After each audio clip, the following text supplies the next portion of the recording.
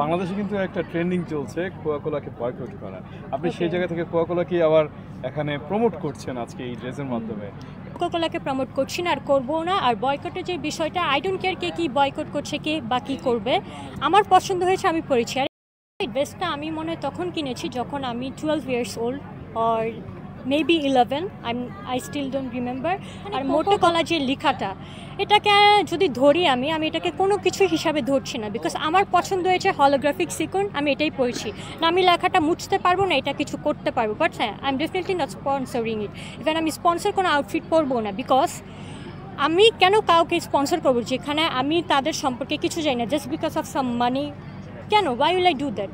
আমি একটা ব্র্যান্ডকে suppose sponsor করলাম, আমি জানি না তাদের প্রোডাক্ট কোয়ালিটি কী, তারা মানে কীভাবে সোর্সিং করছে বা কতটুকু অথেন্টিক, আমি কেন স্পন্সর করবো? সো আমি বিষয়টাতে একদম বিলিভ করি না। ইভেন ফিউচারও আমি যদি কোনো হিট নায়িকাও হিসাবে কখন বের হই, আমার মনে হয় না যে আমি স্পন্সরিংটাকে কখন আমার লাইফে প্রায়োরিটি দিব, যেটা রিসেন্টলি একটা করছে।